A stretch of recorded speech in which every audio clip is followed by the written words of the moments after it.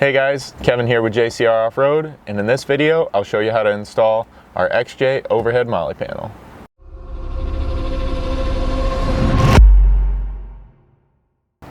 Now to get started, we're going to need to drop down this center light console. For that, just take a small flat screwdriver and right in the center of this lens, you can push that in. There's a small cutout, and then pry down. That'll let you pivot this lens down and set it out of the way. After that, grab your Phillips screwdriver. There's going to be 2 screws right here at the front edge that need to be removed. Then once you have those out, you can simply slide this forward, and then it should drop out of the slots here in the roof. Once that's down, you'll have 2 electrical connectors that need to be removed. Those are just going to have a couple little thumb tabs that you press in and then disconnect them. Next, you can grab your rear mounting bracket, which will go in place just like this between this factory bracket. For that, you just need to push it up and then all the way back so it seats firmly against the front edge of this bracket. And after that, using the holes back here on each side, you can mark and drill those for a 1/4 inch bolt. Now after you get those holes drilled, we're going to need to install our adhesive to the back of this bracket. In order to do that, we're going to wipe this surface using acetone, peel the white layer off of your adhesive, and then apply it to this mounting surface that you see right here. Now this is a little bit oversized. We kind of made it trim to fit so you have plenty to cover the entire surface area. So you can get that trimmed up and installed to your bracket. Don't forget to go back and wipe the roof surface as well using the same acetone to get that cleaned up before this installation. Now we're also going to provide you with enough of this adhesive material that you can stick this bracket to the factory roof material, which we've already done here, so you're not going to see ours moving like yours will when you take this apart. But that's the same process as what we did on our bracket. It's just wiping both of these surfaces with acetone, peeling the backer one side at a time, sticking that in there, and applying pressure to it to get those 2 surfaces stuck tightly together. So now I've got mine trimmed to fit. I'm going to peel the white layer off the back and then just lay this neatly to the back side of the bracket where it mates to the roof.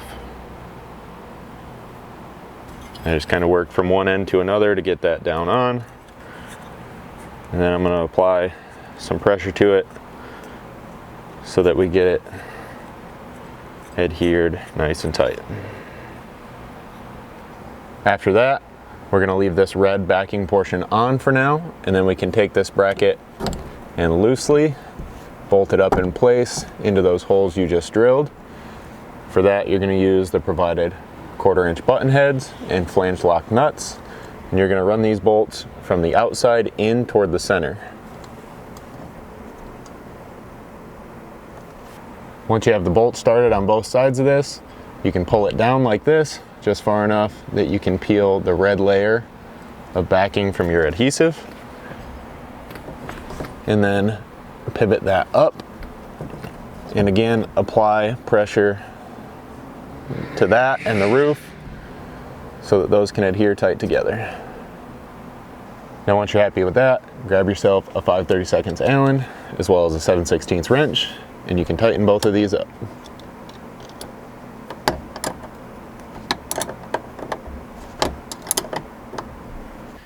Now if your XJ is equipped with this style roof bracket that's already bonded in place to the roof, you're going to want to grab this mounting bracket. It'll install just like this. You'll push it up in and then locate it front to rear using these 2 small slots and the 2 factory mounting screw holes up here. And once you have that in place, you'll simply push it up tight back here, and then you can mark and drill these 2 holes to 1/4 inch. The rest of this install is going to be exactly the same as the others. Now you're also going to notice there's 2 additional holes here in our mounting bracket. The reason those are there, if you plan to run a lot of gear or something really heavy hanging from this panel, we're going to provide you with some additional hardware, and you can use this as a guide to drill out 2 new holes through the roof, and then install those 1/4 inch button head bolts from the top down. Just be sure if you do it that way that you're going to seal those up with plenty of RTV sealant so that you don't get water down into the interior of the vehicle. Now with that rear bracket completely installed, we'll reinstall our light console just in the reverse order of how it was removed.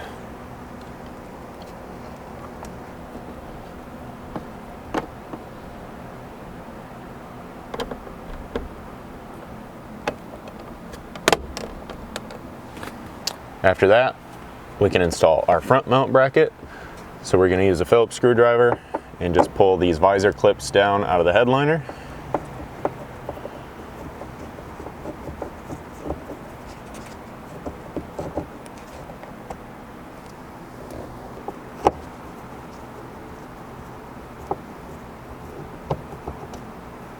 After that, you can simply take the front mounting bracket and install it over the top of those using the factory hardware.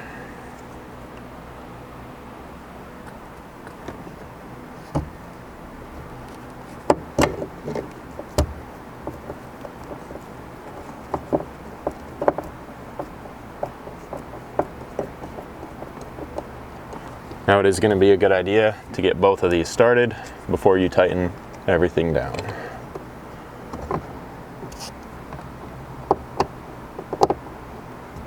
Next, you can grab the MOLLE panel and put it up in place. So for this, I'm just going to start by using that provided 1/4 inch button head hardware and get it kind of hanging loosely from the back mounting bracket. Now with the back two started and your panel hanging loose, you can go ahead and slide those nuts up on top of the front bracket, getting them lined up with the slots, and then push this up tight and start 2 more 1/4 inch button head bolts. Now if you have any questions about this install or any other product here we have at JCR Off-Road, feel free to reach out to us. You can email us info@jcroffroad.com or give us a phone call 269-353-1184.